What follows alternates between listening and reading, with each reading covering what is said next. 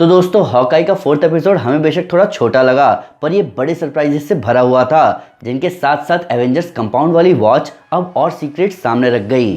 ये एपिसोड छोटा था नहीं, पर इसमें होने वाले इवेंट्स इतने ऑसम थे कि एपिसोड कब खत्म हुआ पता ही नहीं चला। हालांकि हमें यहाँ येलेना दिखी जो कि क्लिंट से बदला लेने आई थी, प्लस जैक क्लिंट को देखकर ऐसा बिहेव करेगा ये किसी ने नहीं सोचा था। इन सब के ऊपर किंगपिन के बारे में अपन ऑलमोस्ट हर हफ्ते बात कर ही रहे हैं, पर कहीं ऐसा ना हो जाए कि यहाँ फिर से मेफिस्टो वाली सिचुएशन बन जाए कि हम बात तो ऐसे कर रहे हैं जैसे किंगपिन हमें दिखने ही वाला है, पर ये बस डिस्ट्रैक्शन हो और इस ट्रैक सूट माफिया का बॉस कोई और ही निकले। हालांकि इस एपिसोड में एक चीज़ की कमी हमें ज़रूर खली, और वो ये थी कि हमें कहीं भी ब्रो सुनने को नहीं मिला। तो दोस्तों मैं हूं अमन सिन्हा और आज मैं ब्रेक डाउन करने जा रहा हूं हॉकाई के 4th एपिसोड का। तो स्पॉयलर्स का ध्यान रखते हुए चलिए शुरू करते हैं। इस एपिसोड में बहुत कुछ हुआ। क्लिंट केट की फैमिली से मिला, केट ने क्लिंट के क्रिसमस को बचाने का फैसला किया और केट के पास एवेंजर्स कंपाउंड वाली वॉच है, और येलेना क्लिंट से बदला लेने आई है नताशा की डेथ का। अब एक एक करके सबका ब्रेक डाउन करते हैं। तो जैसा कि मैंने पहले कहा कि केट की माँ थोड़ी सी विलनस लग रही है, और मेरी फैन थ्योरी कहती है कि उन्होंने जिसे फ़ोन किया था वो थी वेल, जिसने येलेना को बताया कि रोनिन उसकी बहन नताशा की मौत के लिए जिम्मेदार है। और ये बहुत हैरानी वाली बात थी कि जहाँ पूरी दुनिया को नहीं पता था कि रोनिन कौन है, वहीं वेल के पास रोनिन की बिना मास्क वाली फ़ोटो थी। इन सब के ऊपर ऐसा लग रहा है कि येलेना को न्यूयॉर्क भेजने में भी वेल का ही हाथ है। हमें पता है कि येलेना वेल के लिए ही काम कर रही है, तो मोस्ट प्रोबेबली केट की माँ ने क्लिंट से पीछा छुड़ाने के लिए वेल की मदद से येलेना को यहाँ भिजवाया ताकि क्लिंट स्लोन लिमिटेड और बाकी उसके कामों से दूर चला जाए।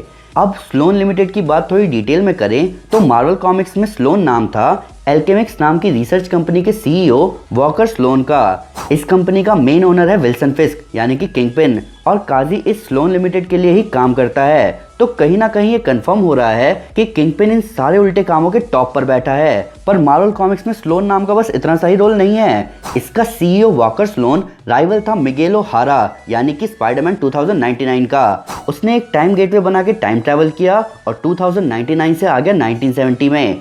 इसी हफ्ते हमने स्पाइडरमैन अक्रॉस द स्पाइडरवर्स का फर्स्ट लुक भी देखा, जहां स्पाइडरमैन 2099 माइल्स को पकड़कर ले जाता है फ्यूचर में। ऐसा लग रहा है कि कुछ बड़ा होने वाला है, पर हमेशा ऐसा ही लगता है और कुछ बड़ा होता नहीं है।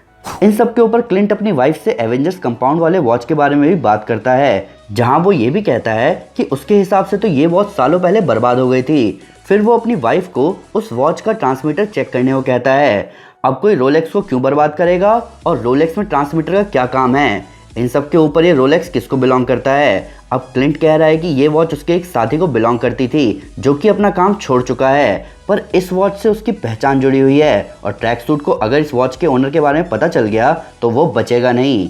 अभी हमारे लिए बहुत इंटरेस्टिंग बात है कि इस महंगी विंटेज रोलेक्स का ओनर कौन हो सकता है। ऑब्वियसली कोई पैसे वाला, पर जिस पैसे वाले को हम जानते थे जो कि हॉकाई के साथ एवेंजर्स कंपाउंड में काम करता था वो जा चुका है, तो फिर कौन? प्लस अगर ये वॉच सालों पुरानी है तो इसमें टाइम ट्रैवल टेक नहीं हो सकता, क्योंकि ये टेक लेटेस्ट है। तो ये रोलेक्स का रिवील मोस्ट प्रोबेबली कुछ नया सामने लाएगा।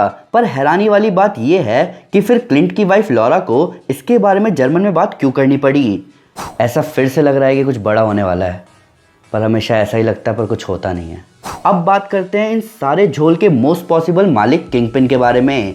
हम लिटरली पिछले 3 हफ्ते से डिस्कस कर रहे हैं कि हमें किंगपिन इस सीरीज में दिखने वाला है, प्लस डेयरडेविल सीरीज में किंगपिन का रोल प्ले कर रहे एक्टर विंसेंट डी ओनोफ्रियो ही इस रोल में दिखेंगे, ऐसे रूमर्स चल रहे हैं। पर फिलहाल ये सारी डिस्कशन ऐसी लग रही है जैसे वांडा विजन के टाइम हम मेफिस्टो को डिस्कस कर रहे थे। हालांकि अगर किंगपिन एपिसोड 5 के लास्ट में दिखेगा तो वो moment Spiderman no way home को एक नया मोड़ दे देगा, जो कि एपिसोड 5 के प्रीमियर के अगले दिन ही रिलीज हो रही है। एपिसोड में येलेना हमें दिखी गई।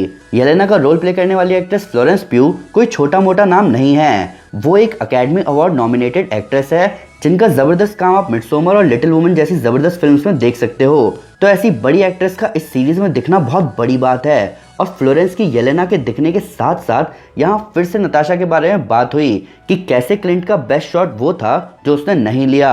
हमें बहुत पहले से पता है कि उसे भेजा था नताशा को मारने के लिए, पर उसने उसे नहीं मारा और नताशा शील्ड के लिए बहुत बड़ी एसेट साबित हुई। तो सही मायने में क्लिंट ने नताशा को मरने नहीं दिया और लास्ट में नताशा ने क्लिंट को मरने नहीं दिया। प्लस हमें वॉरमीर वाला बैकग्राउंड म्यूजिक सुनाई दिया जब क्लिंट नताशा के बारे में बात कर रहा था। प्लस एपिसोड में आगे हम ये म्यूजिक फिर सुनते हैं जब येलेना केट को बिल्डिंग से नीचे लटका देती है। यही हमें समझ आता है कि क्यों क्लिंट अब आगे केट के साथ काम नहीं करना चाहता, क्योंकि एक ब्लैक विडो के बीच में आते ही चीज़ें और ख़तरनाक हो चुकी हैं। हालांकि अभी सबसे ज़्यादा अजीब बात यह है कि वेल क्लिंट को मारना क्यों चाहती है।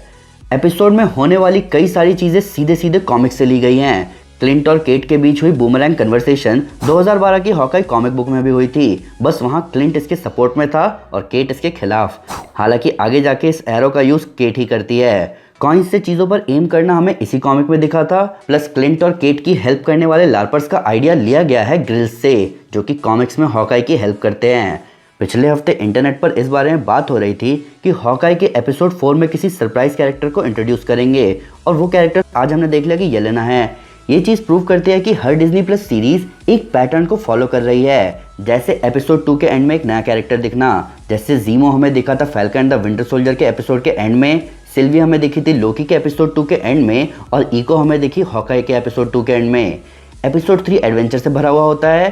सैम, जीमो और बकी गए थे मैड्रिपुर के एडवेंचर पर, लोकी और सिल्वी गए थे लेमेंटिस एडवेंचर पर, और केट और क्लिंट गए थे न्यूयॉर्क एडवेंचर पर। एपिसोड 4 में हमें जनरली प्लॉट ट्विस्ट देखने को मिलता है, जैसे वॉकर ने एक फ्लैग स्मैशर को मारा, टाइम कीपर्स नकली निकले, और इस एपिसोड में हमें येलेना दिखी हॉकाई से लड़ते हुए। तो इस फॉर्मेट के हिसाब से एपिसोड 5 में कैरेक्टर्स लिटरली एपिसोड 6 में होने वाली लड़ाई की तैयारी करते हुए दिखेंगे। जैसे सैम ने करी falcon and the winter soldier में, लोकी और सिल्वी ने तैयारी करी कैंग को फेस करने की। तो अब सवाल ये है कि क्लिंट और केट क्या तैयारी करने वाले हैं रोनिन के नाम को सबके मन से भुलाने के लिए, और क्लिंट को क्रिसमस के लिए वापस अपने परिवार के पास भेजने के लिए। अब इस सीरीज में सिर्फ 2 ही एपिसोड बचे हैं, जो कि बहुत कम है हम ऑडियंस की एक्सपेक्टेशंस के हिसाब से, पर आने वाले 2 हफ्ते हम फैंस के लिए बहुत ज़बरदस्त होने वाले हैं। अगले हफ्ते हमें एपिसोड 5 देखने को मिलेगा, जिसके ठीक बाद हम स्पाइडरमैन नो वे होम देखेंगे, और उसके अगले हफ्ते इस सीरीज का फाइनल एपिसोड। ये साल जितने धमाके के साथ शुरू हुआ था, उतने ज़बरदस्त तरीके से ख़त्म भी हो रहा है। तो दोस्तों, ये था ब्रेकडाउन हॉकाई के 4th एपिसोड का।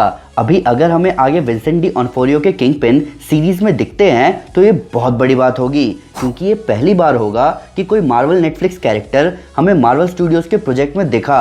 हालांकि कुछ चीज़ें तो ऑलरेडी कंफर्म कर ही दी है केविन फाइगी ने, पर फिर भी अगर उससे कोई डिटेल मिस हो गए हो या आपको उसको नया फैक्ट इस वीडियो से रिलेटेड, तो प्लीज़ हमें कमेंट पर ज़रूर बताएं या हमारे सोशल मीडिया हैंडल पर हमारे साथ शेयर करें। हम हर जगह हैं।